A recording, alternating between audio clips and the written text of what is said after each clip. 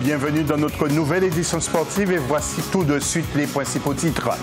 Dans un premier temps, nous verrons que la lutte va s'implanter durablement au Sénégal qui possède déjà de grands champions dans la discipline.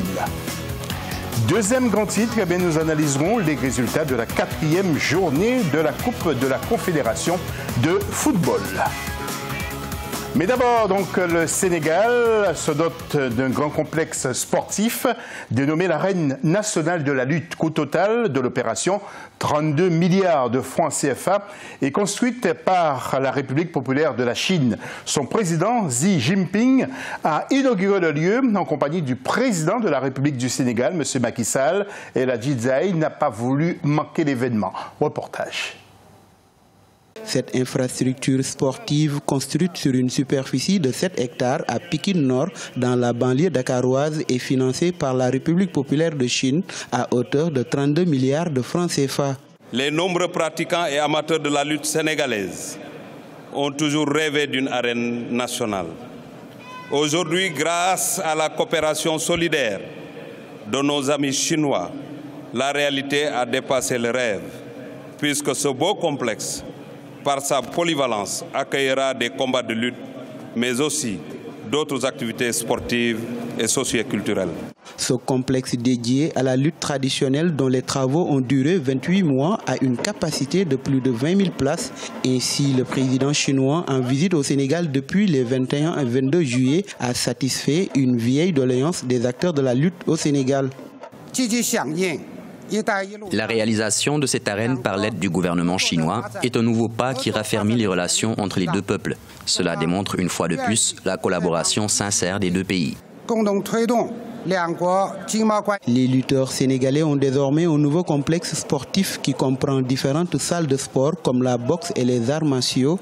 Cette arène nationale de lutte s'ajoute à la liste d'infrastructures sportives réalisées au Sénégal par la Chine. On peut en citer le stade Léopold Sédar Senghor de Dakar. Et nous restons au Sénégal pour faire le point sur le championnat de football qui est terminé. Bien sûr, la saison, bien entendu. Alors, donc, c'est Jaraf qui a été sacré champion. Deuxième génération foot avec 50 points. Troisième, Sonacos. Quatrième, Tegueux. Sixième, Tourekunda, descend en division inférieure. Zambars qui finit 13e avec 32 points. 14e, Ouakam. Et 15e, Guédiaroy.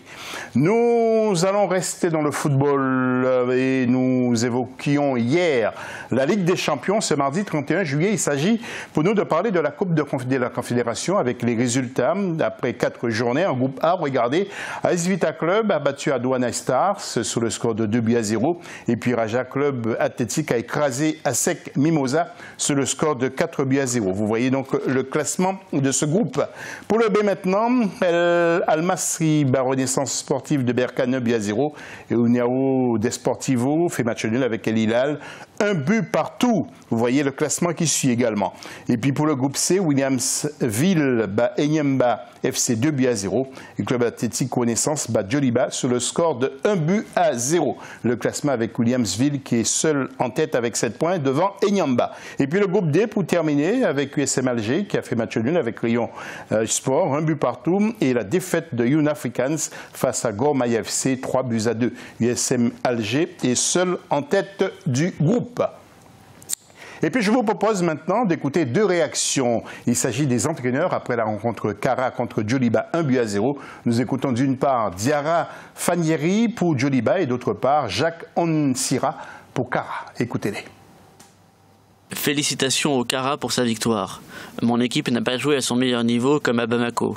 Nous avons donné un but cadeau au début du match et sur le plan offensif, on a été incapable d'asseoir une maîtrise technique pour pouvoir déjouer le piège congolais. Dans l'ensemble, l'équipe a donné ce qu'elle a pu. J'ai pris le train en marche, car du retour en Mali, il y a eu des changements. J'ai commencé à faire connaissance de mes joueurs en même temps que le match se déroulait. Nous savions d'après la vidéo que l'équipe de Djoliba est une formation qui attaque par les ailes et par le milieu du terrain. Il ne fallait pas qu'on cède à l'euphorie.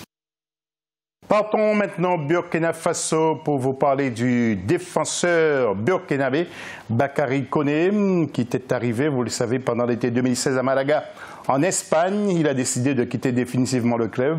Vous savez qu'il avait été prêté à Strasbourg. Nous ne savons pas encore où il rebondira.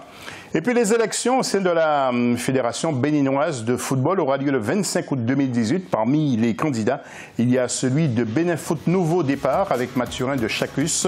À sa tête, c'est un homme d'affaires qui a déjà pas mal de soutien. Et puis en bref, toujours, le milieu de terrain ghanéen, Michael Essien, a décidé de mettre un terme à sa carrière internationale. Et pour se donner des chances de meilleure performance, eh bien, la FECAFOOT, la Fédération camerounaise de football, veut convaincre les binationaux, après avoir vu Samuel Umtiti et Kylian Mbappé leur filer entre les doigts. Et les Suisses Mbolo, Vogo et Mubanji, les dirigeants ont décidé de réagir. Et puis quelques mots de volleyball. Mais dans le cadre de sa préparation pour les prochains mondiaux, l'équipe du Cameroun s'est inclinée face à l'équipe de France sur le score de 3-7 à 1. C'était du côté de Vichy, le Cameroun, vous le savez. Eh bien, et les filles sont championnes d'Afrique et parmi les filles, nous retrouvons notamment Christelle Nana Choudang, Moma Bassoko, il y a également Cécile Piata et Hollande Amana Gigolo. C'est la fin de ce journal. Merci pour votre fidélité. Restez avec nous. D'autres infos sont à venir sur votre chaîne.